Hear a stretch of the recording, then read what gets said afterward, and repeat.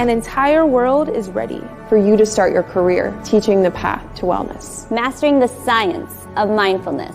And the art of coaching. To help clients achieve mental, emotional, and physical betterment of life. Through movement, nutrition, recovery, and regeneration. Because impacting one person impacts a family. Impacting a family impacts a community. And impacting a community impacts the world. Become an NASM Certified Wellness Coach.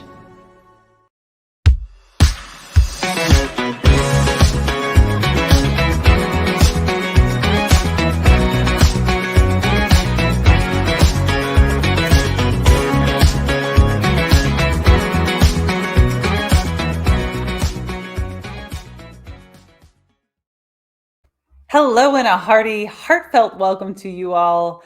Welcome to Better Than Fine. My name is Darlene Marshall, and whether you are a coach, a fitness professional, or an individual seeking information for yourself, you have come to the right place.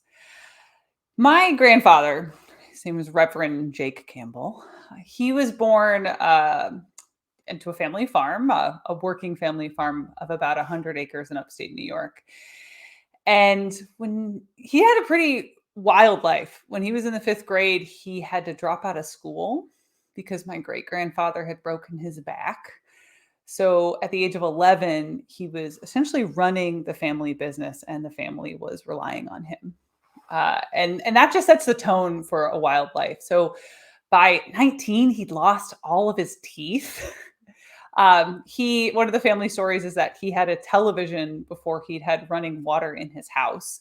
The house that he, built kind of from scrap of what was around and pieces that he built up over the course of his life. You get the idea. Well, in his 40s, he experienced his calling. In his case, he was called to be a pastor. Not that this is about religion. It's not about religion. But he had this calling. And that calling got him to get his GED. He went to seminary, and he spent much of the rest of his life balancing being a pastor, a father and grandfather, running a family business, and he had a variety of other ways that he served his community. He was on a bunch of local boards. He was a volunteer fireman for many decades. He passed about a year ago, last April, and it honestly felt at the time like the whole county came out to honor him. It was pretty overwhelming for us as a family. But I share that with you because even though he had a big kind of wild life with a lot of crazy stories, he lived what many people would consider to be a simple life. It was the kind of life that I honestly really looked down on when I was a teenager and when I was in my early 20s. I was going off to college. I had these big ideas. But looking back on his life now in my 30s and knowing what I know about life and living and about well-being, he was pretty actualized. That life suited him. He had a lot of fun. He was surrounded by people that he loved and who loved him. He had meaning and purpose in his days. He was always into some project, like building something or learning something. He loved to read and he loved to work with his hands, and he did both of them for much of his life. We're often told how to live our lives, what it means to, live your best life by the time and place that we grow up. So for him, generationally, culturally, the time that he was raised was a lot about stability, right? Many of the people in his age group were working. They were trying to get pensions so that they could retire and enjoy life. I'm a millennial, and, even though that I'm the first in my family to complete a 4-year degree, I was fed this idea, follow your passion. You'll never work a day in your life. It's a different lens, but this same idea of what it means to have the best life. And I really believe, genuinely, as someone who spends a lot of time thinking about well-being and wellness and lifestyles, that there is a life that works for each of us. One where we feel an abundance of positive emotion and fulfillment. One, a life that's not really about like likes and follows and engagement numbers, that it isn't about what our grades are or how many zeros are on our paycheck. Though, as somebody who grew up pretty poor, I do also admit that money certainly doesn't hurt. It absolutely can help in the well-being equation to have resources. But that life, that fulfilled life, isn't about products and endorsements. This episode, we're diving into what it is about. That cliche of like, live your best life, what it actually is if we're looking at it. It's what Abraham Maslow called self-actualization. And we're even going to talk a little bit about what's beyond that. So let's get to it. You are here listening to the Better Than Fine podcast. I'm your host, Darlene Marshall, and we're talking about self-actualizing. What is that? What does it mean when we talk about live your best life? If you took undergraduate psychology, you probably learned about Abraham Maslow and his hierarchy of needs. So fun fact for the psychology nerds, Maslow never drew the famous needs pyramid that we've all been exposed to. Textbook designers drew it to make it easy to conceptualize, which means we can think about it however we want. And I like to think about it like a ripples in a pond, like a nested circles diagram, where at our core are our physiological needs, our safety needs, right? Like if we're not drinking water and getting good food and enough sleep, we're not really going to be worried about actualizing and like living that best life, because your physical body can't support your efforts at building prestige and esteem and seeking knowledge and truth. So Maslow saw that there were some people in the world doing better than others in their lives. These are people who had those foundational needs already met. So they were able to concern themselves with things like success and prestige and seeking, knowledge and truth and new ideas and creatively expressing themselves. So Maslow said, quote, "When a man can be, he must be. This need we may call self-actualization." And according to one of the leading scholars in Abraham Maslow, one of our modern scholars is Scott Barry Kaufman. He said that Maslow recognizes in his private journals that this idea of like what man must be, he can be, but it doesn't really explain Maslow's idea. So apparently Maslow later calls it being fully human, right? If you were going to fully human in your day, in your world, what does that look like? So to get a little more technical, another Maslow scholar named Couture, I'm sure I'm pronouncing the French wrong on that, but I'll do my best. This quote, the psychological process aimed at maximizing the use of a person's abilities and resources. This process may vary from one person to another, end quote. Don't you love the psych definitions? They're so vague, right? They're these big ideas trying to be condensed into little sentences. And you're on the Better Than Fine podcast. I'm Darlene Marshall. We're talking about self-actualization. And if we're going to take some big ideas and try to distill them down, let's see if we can bring it to the ground here. I think of self-actualization as having a realized life where you are living your potential to create positives in your life. So creativity, problem solving, leadership, authentic contributions that are based in your skills and abilities. And this is a really key component, this next idea. It is driven by your internal desires, values, emotions, your interests, your passions, what pulls you out of bed in the morning. That actualized expression comes from what we call intrinsic motivation. And that's as opposed to being driven by money, status, power, your obligations. Those are external drivers. So when we're working to satisfy those external things, That's not actualizing. If you go to law school because mom says you should be a lawyer, that is not the same as going to law school because you have a deep passion for social justice. One of them is going to feel really, really good when you actualize, and the other one's going to be like, well, it made my mom happy. And they're not the same thing.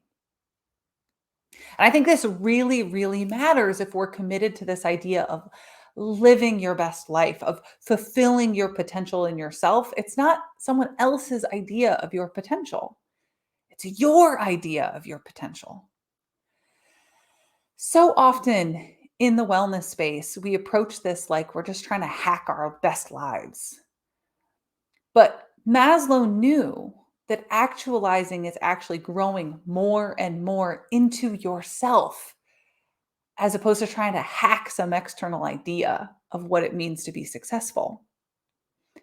And I also really want to own this idea. I kind of alluded to it in the intro. Maslow knew this. You need your foundational needs to be met in order to be concerned with actualizing. If your needs for safety, for connection, for self-esteem, for good food and clean water aren't met, if you don't know where your next meal is coming from and that you've got stability, people who have your back, you're not going to be worried about actualizing because you got to get that foundation poured. But once those things are nailed down, then we get the exciting question, what's next? Then what? I also believe that if we stay in that neutral gear for too long, you start to roll back down the hill, right? We languish if we're just in the neutral place. And I feel like a lot of people come to the wellness space with this, what's next? Is there more? And it can be a heavy question or it can be an exciting question. So let's ask this exciting question. Because I believe if we really want to flourish, we bring this idea of actualization to bear. And not just for ourselves. I genuinely believe that when we understand this idea of actualizing, we want it for others as well. And then I think the real magic starts to happen when we start making space for others to actualize with us, right? Then we get to well-being. It's not just about what do I want for me, it's what do I want for us all. Yeah, I get amped about this. So one of my favorite books of 2020 is Scott Barry Kaufman's book, Transcend: The New Science of Self-Actualization. And Scott breaks down actualization into these three components. So the first is exploration. This is our need for growth. We want to learn, we want to be curious, we want to be creative in the world. We want to try new things, we want to learn new skills, we want to enjoy that process of exploring our world. And I think that this idea of like what's next, what's more, comes from our natural curiosity and our desire to continue to grow. The second factor that Kaufman expresses around actualization is love. And it's important that you know that this is not like needy, cloying love. This is free, expressive, open-hearted love. So if you're familiar with the concept of codependency, this is where we feel that we need somebody else to complete us in our lives, right? Oh, I can't live without them. That's not the kind of love we're talking about. We're talking about interdependence. We're talking about you'd be fine on your own, but you're really choosing to coexist with someone so that you're co-creating your reality and your lives together in a space. So it's not, passion, overwhelming lust, something that consumes you. It is everyday closeness. It is admiration and support. And it doesn't have to be romantic love. It can be friendship. It can be family, camaraderie, right? It's having the open-hearted desire to put good into the world for the benefit of others. And then the third component that we're going to add to this from Kaufman's model is purpose. We could do entire episodes just about purpose. This is a big space. But for the sake of this episode, You're listening to Better Than Fine. I'm Darlene Marshall. We're talking about self-actualization. And the two components so far, we've got exploration as a component of self-actualization. We've got love, like mature, meaningful, deep, lasting love, and purpose. So purpose, I think, is a challenge to talk about because it becomes a charged word in our society. We talk about it like it's singular, like I have a purpose. But I actually think purpose is far more nebulous than we give it credit. I think purpose is emergent. It grows as we grow. So your purpose 6 months ago isn't the same as your purpose right now. And as you learn and explore and love and grow, that purpose is going to continue to emerge and you'll have a new purpose a year from now. I think it's also important that we recognize when we talk about purpose that we're in a society that celebrates the novel, the new, the innovator, the entrepreneur.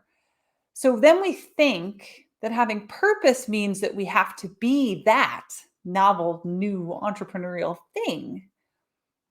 But you don't have to go it alone. There is connection in interdependent, meaningful work.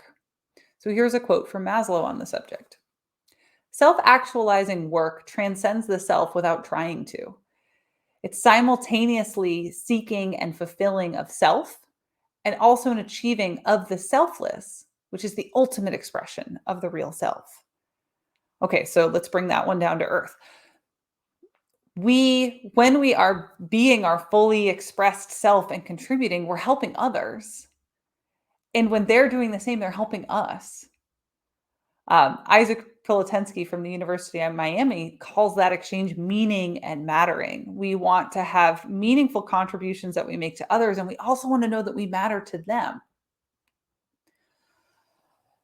Kaufman also shares in his book that in Maslow's unpublished journals works, the things he was working on at the end of his life, he had another layer above self-actualization, and that was self-transcendence.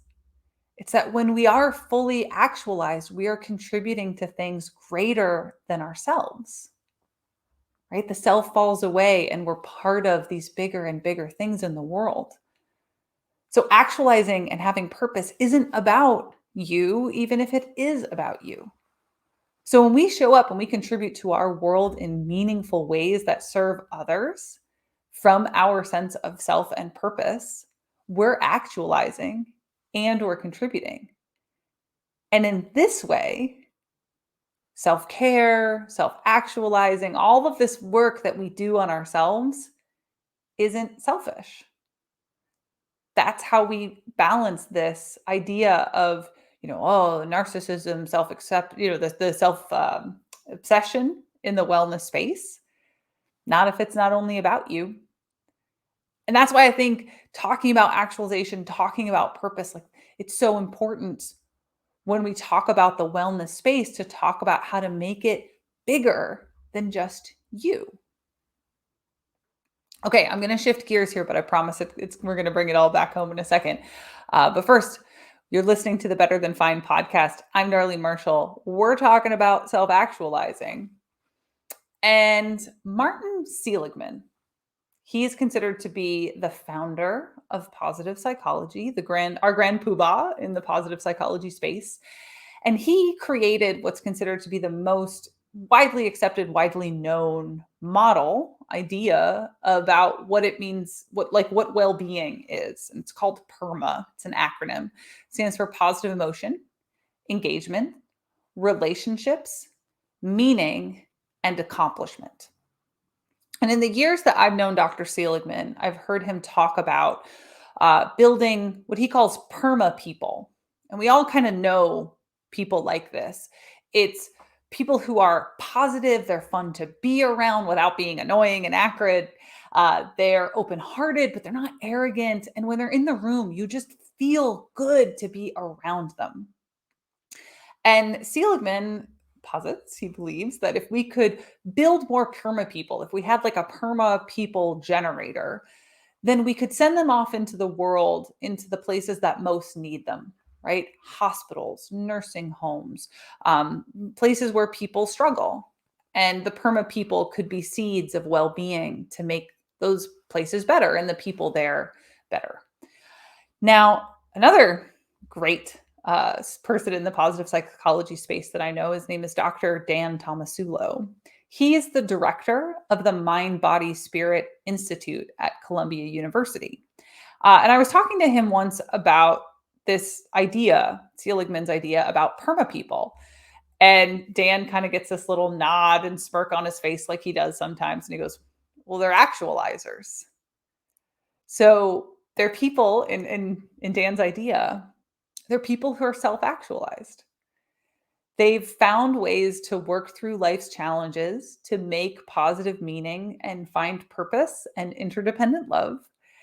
They continue to explore and grow, discovering more in the world and growing their knowledge. And then they purposefully serve others. And that makes them PERMA people. And the reason I wanted to do this episode today is because there's a lot of challenges in the world right now, right? Climate change, conflict, extremism, pick your topic. And even on the micro, life inevitably is challenging, right? Eventually something challenges us. It's part of our human experience.